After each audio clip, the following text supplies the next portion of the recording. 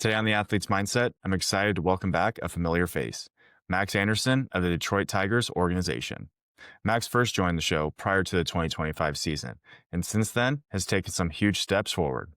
In 2025, Max put together an impressive season across AA and AAA, continuing to show why he's one of the Tigers' most exciting young hitters. Consistency at the plate, professional at bats, and the ability to adjust quickly at each level have become signatures of his game. He followed that up with an outstanding performance in the Arizona Fall League, where he stood out among some of the best prospects in baseball. Today, we're diving into what changed for him this year, the adjustments he made to compete at higher levels, the mental side of navigating a long pro season, and what his offseason routine and goals look like as he pushes towards the big leagues. Always a great guest. I'm pumped to have Max back on the show. Let's get into it.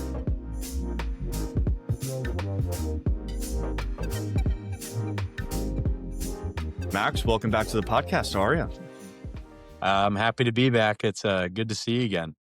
I'm happy to have you, especially after your 2025 campaign that was absolutely unreal, and we'll get into that. But first, I want to let you kind of just describe your 2025 season. How would you describe it? I was very happy with how it went from all standpoints with just kind of our team aspect as well. Like we had a great group of guys there. And then also from personal standpoint, I thought it was just a great season all around. I got up, played AA, and then got up to AAA at the end of the year and had some success at both spots. So um, it was awesome. And then the guys that were there, you can't really beat it. So they were super nice to me, and no complaints with any bullying or anything like that. So it was a good time. Yeah, I love to hear that. I think going into the season after your previous season, we kind of all expected you to pretty much pick up right where you left off. And you started a little slow and then just took off from there. Player of the month in April. What was just going well for you in that month specifically? Yeah, honestly, I actually remember the moment where I kind of flipped the switch, and it was not on the baseball field. I just was coming from Bowie, Maryland, and we were playing the Bowie Bay Sox, and we were riding home in the bus. I think I went like 0 for 5 with like 3 punch outs on that Sunday, and I was like, "Dang, like maybe I'm not good enough for Double A." And then I was just looking up the sky. Sometimes you do that, like when you're just not in the right headspace. And I was looking at the sky, and I saw a plane flying, and I was like, "Dang, like those people have no clue who I am, and they're flying over, and we're in the same world. Like, what's this really matter? Like me going 0 for 5, like they're never gonna know about that in their whole entire life. So like, how big of a deal really is it?" And as stupid as that sounds, like that kind of put baseball in perspective for me. And from that point on, like I was just playing like free mentally and like kind of almost playing like you're a kid again, like with your best buds. Um, like I was just kind of playing for my teammates and not like just with them. And that's hard to do in minor league baseball because you're kind of rotating guys and like there's different guys coming in and out. But um, being able to kind of depend on them and play baseball, it was the way it was meant to be played. I think is a very big thing in helping everybody be able to just play freely and just not being able to think. Like when you think during baseball, that's when things go wrong, and I'm sure everybody's kind of gone through that. So that's what helped me a bunch. As stupid as a little thing that is, but it helped me a bunch. Yeah, I think the game gets a lot easier when you just realize it's not that deep. Uh Um, huh. like Big time. the games that you have a bad day and you let it kind of just eat away at you and you care so much about it because you care about the game, but if you care way too much, you're just making yourself miserable. And For at the end sure. of the day, there's people going through way harder things or things that aren't nearly as fun as baseball, and you just get to go out there and play. How do you kind of combat the playing with a team aspect, but also it's seems like in minor league baseball, it's so solo because each guy wants to make it up, make it the Mhm. next step. How do you make it more of a team aspect? It's super tough to be able to try and play with your teams. Like you said, like minor league baseball, like you're really competing against the guys you're playing with. Um, So that is a very tough thing. I think the biggest thing is just reaching out to your teammates. Like a lot of guys will, I mean, not a lot. I haven't seen it much personally with the Tigers, but like you hear stories about just guys like going to the field, not talking to anybody, then going home. Um, and that's kind of just a tough way to go about baseball. Like all you're thinking about is baseball then. And if you have a bad day, like you were saying, like it just keeps on getting on, like going on top of each other and just keeps Mhm. on weighing on you. And that's just not a way to go through a 140 game season, 162 in the big leagues. Like that's going to be a lot of pressure that you're just applying on yourself. For me, just always trying to, you know, honestly go out and do stuff with your teammates. Like that makes you forget about baseball and just kind of making fun and go golfing and just trying to get away from the game. I think is the biggest part. But I think reaching out for me was the biggest thing and just starting conversations in the locker room and just getting guys involved and making sure you stay after the game, like to eat dinner with everybody. I think that's a big one that people miss out on. Like just hanging out with your buddies and, maybe both you guys just struck out 3 times and just want to just make fun of each other. And then you go home and you're not thinking about it anymore because you had a good laugh about it. Yeah, I remember we talked about like your sophomore year in college and how you were struggling and you were, anticipating the draft the following year. And it almost seems like baseball just consumes your life. So if you go 0 for 3, that's how my life is. Like my life is just miserable. And then Yeah. sure, every once in a while you'll have a 2, 3 hit day and then life is perfectly fine. I feel like you've always just done a good job of handling that. What advice would you give to guys who maybe do let baseball just consume their life? Yeah. I mean, as easy as I can make it sound, like it's the hardest thing in the world to do, and that's like the mental game. Like that's 90% of baseball. I mean, now is just mental because you're looking at things on Twitter every single day and Instagram, and you can't really. It's hard to get away from it. Mhm. The biggest thing that I can do is like a big mental key for me is when I'm going to the field, like I'm not thinking about baseball. When I get in the locker room, like all it is baseball. And then I give myself the locker room to talk about it, like talk with your friends about baseball or talk like how bad you did or how good you did. And Mhm. then you have your car ride home. But as soon as you shut that door, like to your car and when you're driving home, like that's when like the switch flips off and like no more baseball. Like go play video games, I mean, talk to your girlfriend or whatever. Like, there's so many different ways you can get away from it. But I think there is like a sense of like give and take with baseball. Like you have to think about and have to reflect on like what you did. But there has to be a time where you can like flip that switch and just be like, dang, like, yeah, I need to be done with that. And like there's 142 games, like I'm gonna have good ones, I'm gonna have bad ones, but being able to not think about it is I think the key to like helping you just have steady success throughout the whole entire year. Yeah, I 100% agree. And just put it in like perspective to maybe let's just say the average person. We work Mhm. a 9 to 5, or you work a normal job. Imagine all you thought about from the second you wake up to the time you go to bed again is your 9 to 5. Like that would just sounds absolutely Yeah, miserable, and you're going to get nowhere in life, or you're not going to have anything to enjoy outside of it. So I also think it makes it more enjoyable outside of baseball when you get to hang out with your teammates and they're just your friends. Like sure, you for play on the sure. same team, but they're just your boys as well. Yeah. I think that's big for, like, just life in general too, like, just have the car ride home to think about what happened at work and then go home and go have a beer or something, like, it's just something to get away from it and not think about what you do for 60% of your life.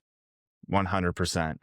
I want to Mhm. focus more on the, performance side of it. Where do you think you grew the most in your performance from the previous year to this past year?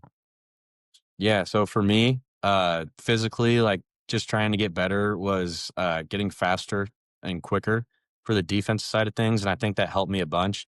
And now, going over to third base a little bit more now, um, I think just being quicker over there is, like, the biggest point for third base, like, trying to get 1 extra step on a ball that's hit 110 is everything over there. Mhm. Um, and then for hitting wise, I was just getting the ball in the air more.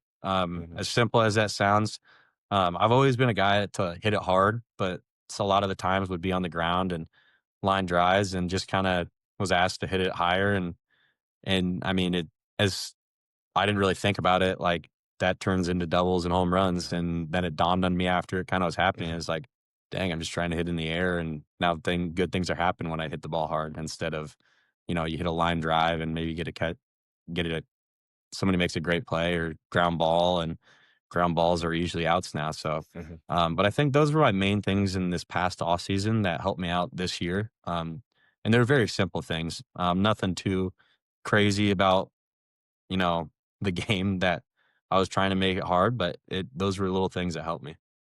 Where did you hitting the ball in the air start? Like when you were practicing that, you weren't doing that when you weren't just getting in the box and saying, "Okay, I'm going to try to hit this ball in the air." What was that kind of routine like to work on that to almost just continue to get better at that? Yeah, so it was a conscious effort from the start, like even before we talked last time, to just kind of just cut the ball in half almost and hit the bottom of the ball. And then when you're doing like your flips and cage work for me, like just like getting ready for to go into hitting like on the day was I was trying to hit the back screen every time. And then once I started to get like going with that, I'd try to hit the top part of the screen. And then like BP, what we were doing, like it's trying to, hit line drives and BP and hard line drives to the gaps. And I think that just kind of mentally locking in to like what your goal was in the off season was huge for me. Just trying to figure out like what I need to improve on and how I can accomplish that. So I think just locking in on your everyday work for me was the biggest thing. How do you handle when you are trying to make an adjustment like that? Because I mean, knowing you forever, it was always just like line drives, few ground balls that will get through, but they're hit hard, and then maybe you get under one and it goes. Yeah. Did you struggle at all with making that pretty much huge adjustment to what you've done pretty much your whole life? To all right, now I need to get the ball in the air. Did you struggle with that at all? Mentally, honestly, I struggled Hmm. with it. Like when a coach came up to me, like at the end of the year and was like, "Hey, we like you have to hit the ball in the air more." I was like, "I don't know why. Like I've been doing this my whole life and it's gotten me here. Like why should I change anything?" And I mean, just kind of reflecting on like my season and looking back on it the year before, like it was good. And like my hard hit percentage and like kind of like the all the under the table stats were good, like hitting it wise, but just like getting the ball up in the air would have, like, changed that season a whole bunch, like, probably into one of, like, this past seasons that I did. So kinda looking back at what happened and, um, I think that helped me a bunch to get over that mentally.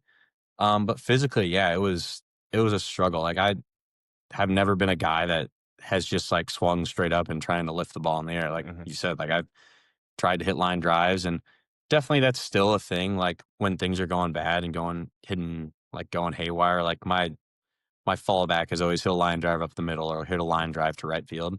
But when things are going good now, it's like I'm hitting the ball in the air and everything. But there was a lot of rollovers for me at the beginning of everything, um, and just kind of figuring out swing path and watching a lot of video. And it was not. I mean, I had a lot of lot of time in the off season that I was alone and uh, like, was struggling to do that. And then kinda as baseball goes on, like, the more you swing, the more you kinda get comfortable with what you're trying to do. And I think that was just kind of a thing is just trying to swing it into feeling good, honestly, as crazy as that sounds, but that's kinda what the plan was and what happened. Yeah, I want to hear your thoughts on just this idea because I remember in college, I first went in and it was always a guy that just had like a little bit of lean and always was flaring or rolling over, and then tried to change it to like actually chopping down at it, having a flatter swing.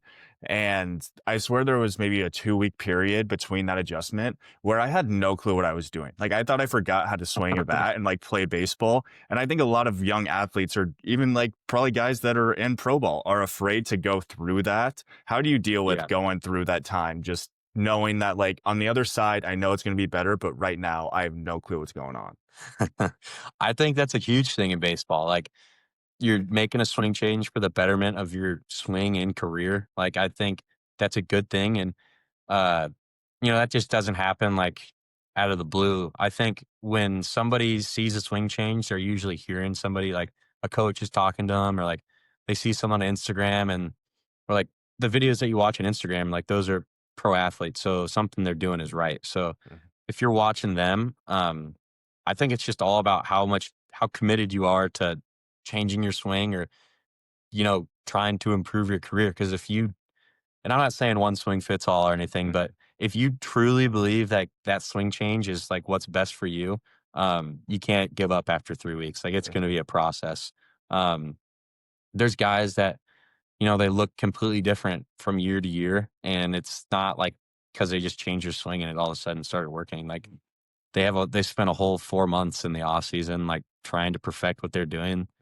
Like, yeah, your approach might be the same and your swing might be similar, but there's gonna be a few things in there that you have to commit to that are gonna, suck for 2 weeks, 3 weeks. Mhm. Um, but once it finally clicks, I mean, there's probably a lot of people out there that have had that clicking moment, and it's pretty special when you had worked that hard for something and then it starts to feel good. It feels really good. 100%. I mean, like, I can remember just like a home run, and you probably have the same where, like, you just know, like, that was the perfect swing that you've been working on for months, and you're like, wow, it finally paid off, and that's what it's supposed Oh to my feel gosh. like. Yeah, that's so Yep. nice. Um, I want to talk about your consistency. You've always been super consistent, and in a 140 game minor league season, and in the future for you, 162 game season, you have to be consistent. How do you Mhm. go game to game when, you could go 0 for 5 one day and you got a game 12 hours later? Yeah, I mean, it's a tough thing. It's the mental, like I was saying, like 90% of that. That's, I mean, a lot of it is just not letting yourself beat, beat yourself, honestly. Uh, and it's really just kind of trusting who you were. As much as I said I changed a little bit throughout this pro baseball, like you still have to stick to who you are and what got you there. There's going to be tweaks along the way that you have to make. That guys and coaches that have seen baseball for a long time will tell you, but you have to trust who you are. Um, and then that long season, like there's going to be, you know, a lot of ups and downs that, kind of aren't aren't the best for you and then are going to be great for you. And you got to be able to, um, kind of ride those and have fun while you're having those. But then you got to be able to lean on something when you're going bad. Like you got to lean on who you are as a person, and maybe your friends and family, people you can talk to. I think being able to talk to people is a great thing. Like for me, it's the friends I'm playing with or the friends back home, and you guys kind of get me right again, and can get me back and just get me back to who I am, because I think Mhm. that's part of consistency is guys that have been playing baseball for a while. You're doing something right if you're playing baseball for a long time, and that's even like going into high school. Like if you've played 4 years in high school, that's a lot. Like you're beating a lot of people that like are done with baseball now. Like you're still playing. So you're doing something right. And so I think getting back to just who you are as a person, I think is the biggest thing for a long season. Have you talked to anyone or felt that you've played with guys in pro ball that almost make it their whole identity? Like, I remember I used to do this where I would have an over 5 day, a bad day, and I just thought I was a terrible person. Like, I would not think like very highly of myself. I was like, okay, I didn't hit a baseball great today, and I think I'm not a great person. Like, that shouldn't be how it works. Have you dealt with any guys like that?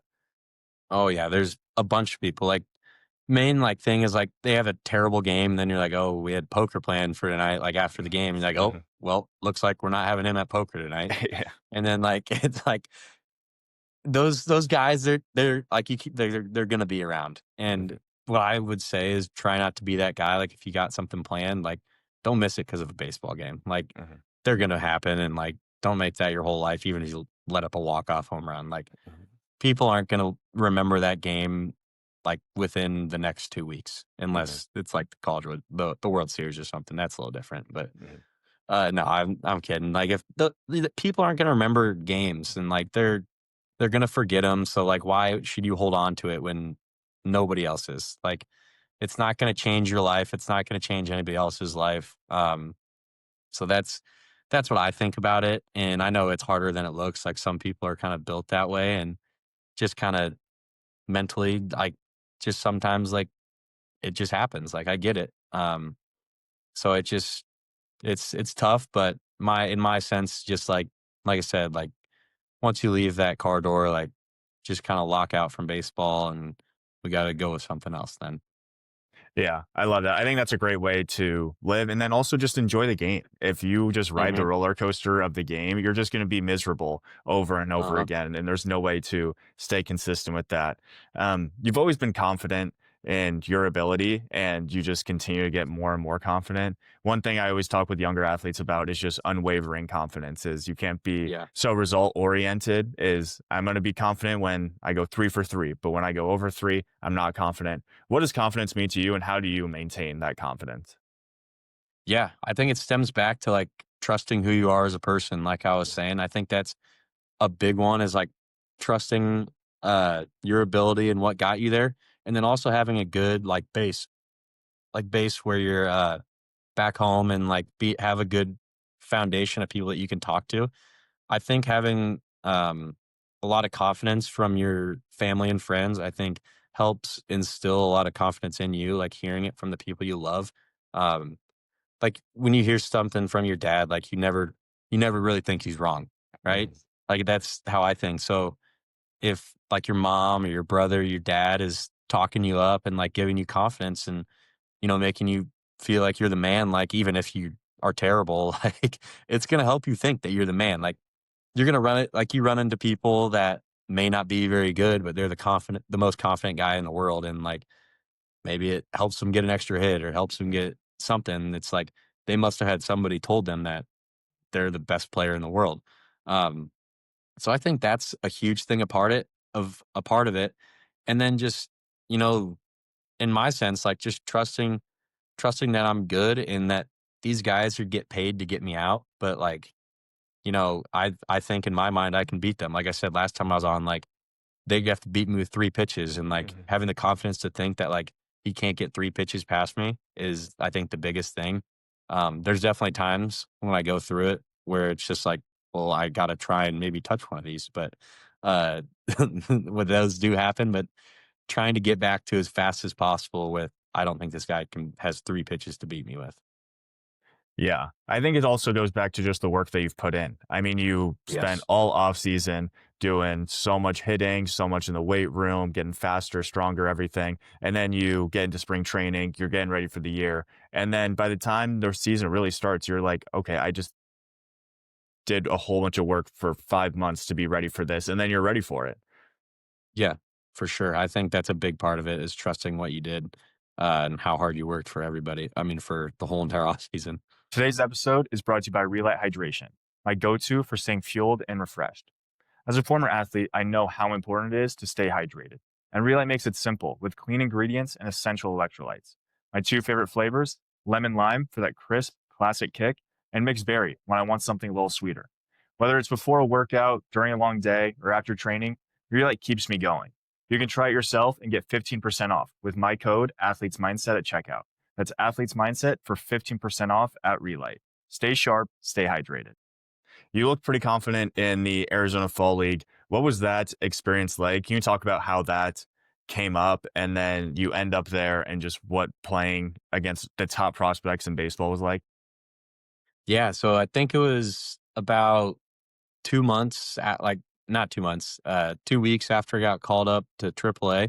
I got a call and they were like, "We'd love for you to represent us in the Arizona Fall League." And I was kind of shocked a little bit, like wasn't really expecting it. And Mhm, then, I was like, yeah, that'd be awesome. Like it's exciting. It's a great experience. And the only thing I've heard from the Arizona Fall League at this point was like top prospects go there and play 6 weeks, and like it's a pretty awesome thing to do. And mhm, it's like you got to feel pretty good about yourself, your organization once you're there. So I thought it was a pretty cool experience at that point, and then kind of getting there, like, um, for me, like, I'm not the biggest name out there. So, like, going around and seeing, like, all these guys that, like, I've seen on Twitter and everything, like, mhm, that was pretty crazy, to see these big name prospects and everything and kinda thinking, like, "Wow, I'm gonna be, you know, playing against these guys for 6 mhm, weeks straight," was pretty cool. But the whole Arizona Fall League thing, like, having seven players from 5 teams and come together to be one team is mhm, so awesome. Like, you get to learn from 5 organizations. mhm. how those players go about their thing, and they'll have like coaches come in from their teams and like come coach them up, and you can watch that and you learn. You just there's so much information out there in Arizona that is able for you to watch. Um, so it's just an awesome experience to be able to see that. And then for me, it went great. I had no complaints how it went. I kind of took the mentality of like I'm here, like don't don't be too caught up in like everything around you. Like just go out there and play baseball and have a good time. Like these guys are still baseball players. They're not gods. Like these guys are they're the same guys that you were playing uh when the season was going on. Just there might be a few more of them on that team.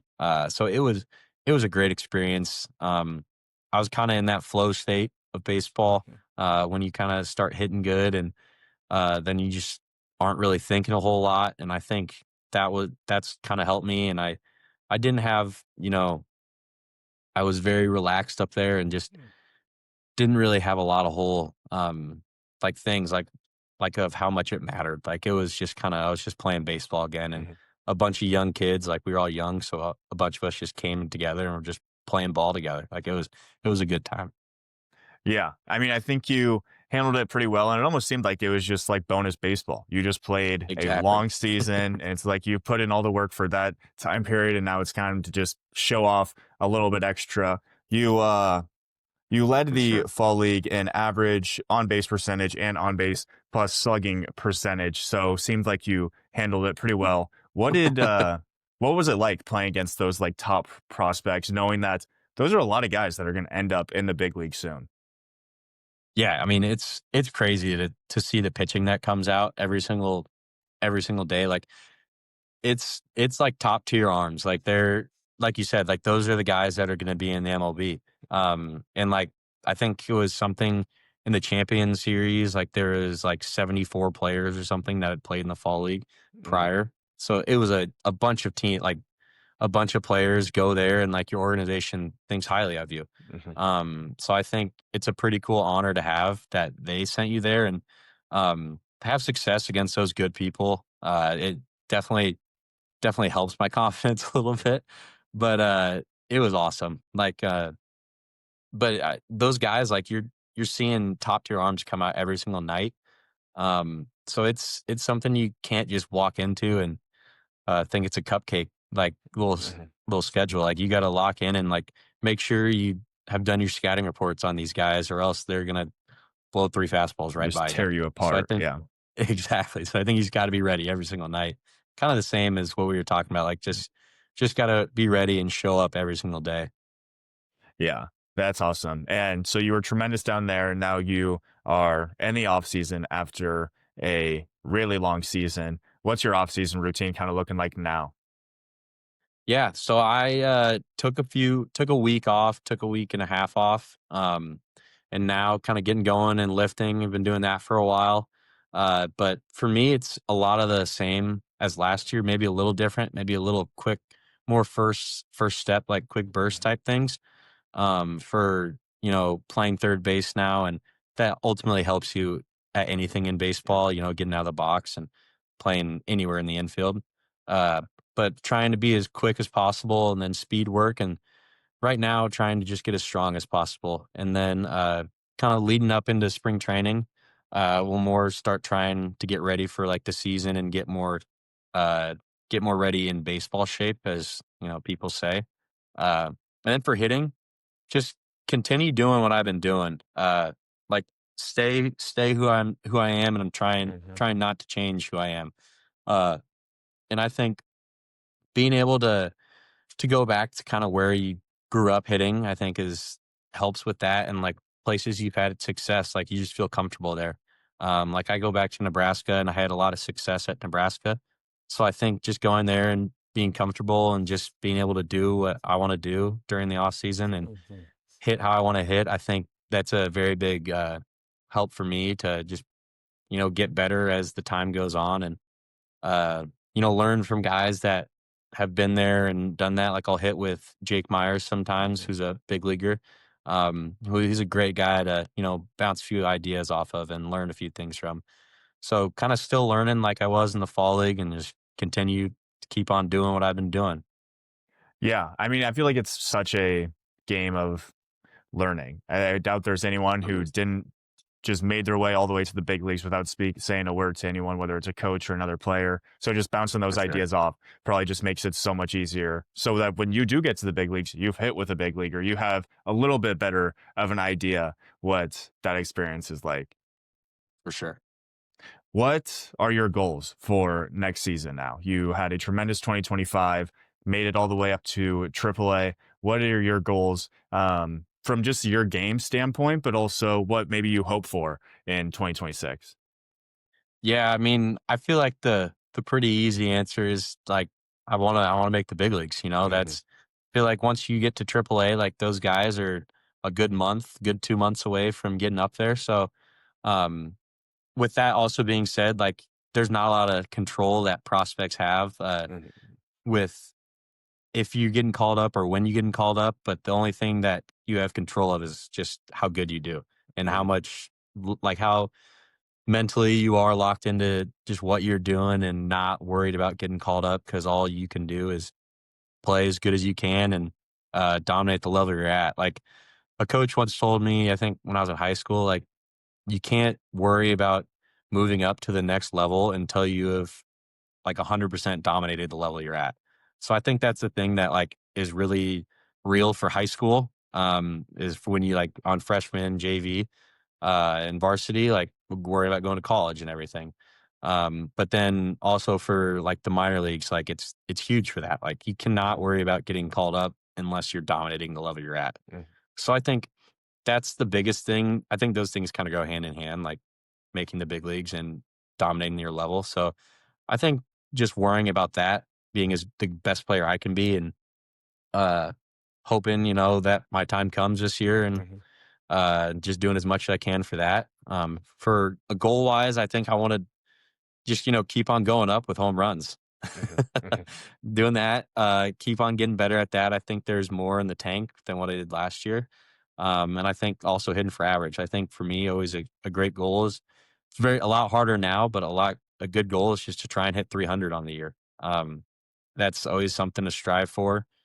I think it's always just a good kind of fallback goal. Hmm. If you, but now hitting 300s, it's getting a It's lot hard. tougher nowadays. Yeah. So if I do that, I'll be a very happy man if I hit 300 on the year.